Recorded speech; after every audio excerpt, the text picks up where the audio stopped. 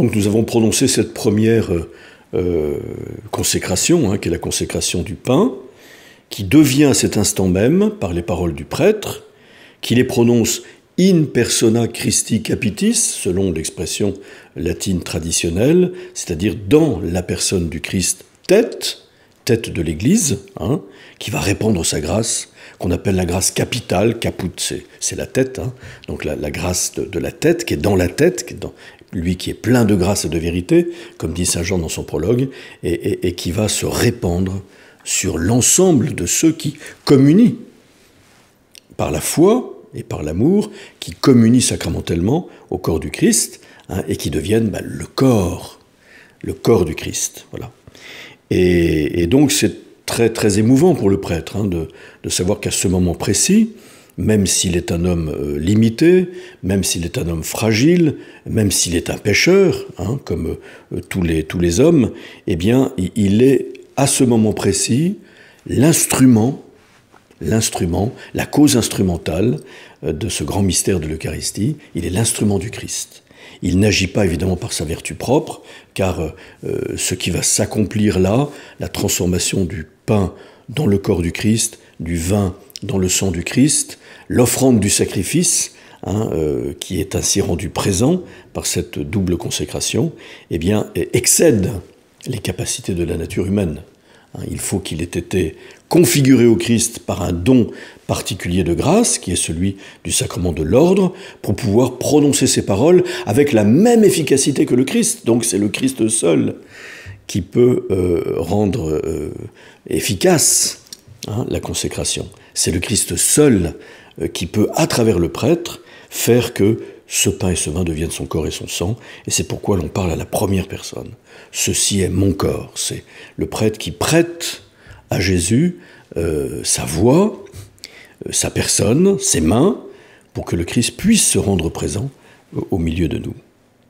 De même, après le repas, donc on suit la chronologie du récit de l'institution par les évangélistes, en particulier Luc, qui est peut-être le plus précis pour la chronologie, car vous savez que cette double consécration du pain et du vin, qui est absolument inédite au cours d'un repas pascal, car nous sommes au cours du repas de la Pâque des Juifs,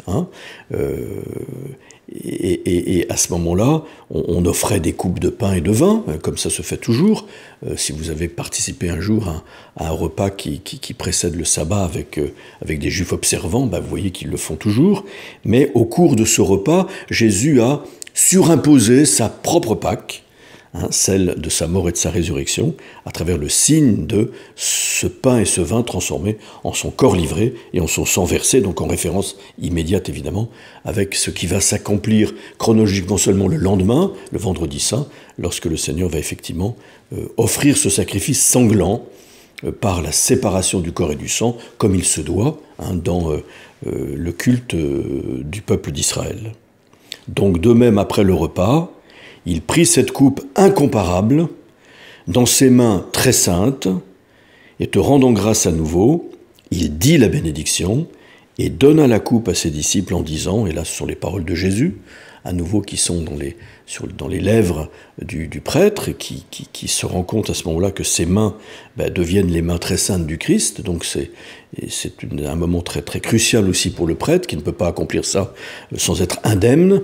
Il se dit qu'il n'est pas toujours cohérent avec ses paroles, il sait que ses mains ne sont pas toujours aussi pures que celles du Christ, c'est pourquoi il se prépare à célébrer la messe avec cohérence, en examinant sa conscience, et le prêtre dit dans la personne du Christ, où le Christ dit lui-même à travers le prêtre, « Prenez et buvez-en tous, car ceci est la coupe de mon sang, le sang de l'alliance nouvelle et éternelle, qui sera versé pour vous et pour la multitude en rémission des péchés. Vous ferez cela en mémoire de moi. » Et c'est magnifique.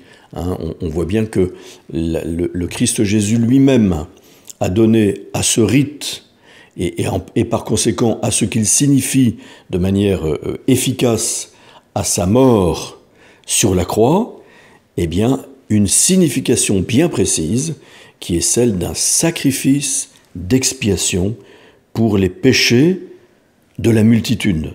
Ce sang qui sera versé pour vous et pour la multitude en rémission des péchés. Vous ferez cela en mémoire de moi. C'est par cette parole si importante que le Christ Jésus dit à ses apôtres, de manière très spécifique, car ce sont ces apôtres qui sont les témoins privilégiés de cet événement, qui sont autour de la table à célébrer la Pâque des Juifs, et donc à entrer dans la Pâque du Christ. Eh bien, c'est à eux que Jésus fait ce commandement. Vous ferez cela en mémoire de moi.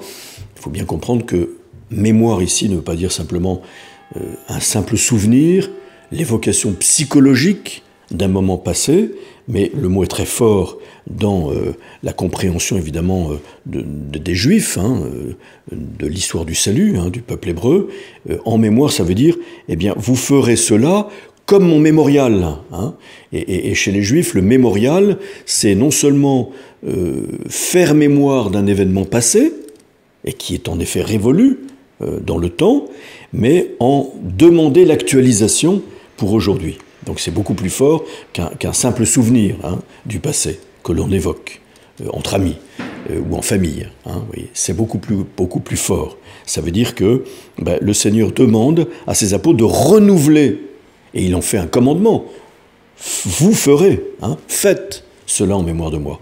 Eh bien de renouveler ce rite, et en renouvelant ce rite, eh bien de rendre présent le mystère de sa mort et de sa résurrection. Et par ce « vous ferez cela en mémoire de moi », l'Église a toujours compris que Jésus avait institué les prêtres et leur avait donné le pouvoir de refaire de manière aussi efficace que lui ce rite de l'Eucharistie.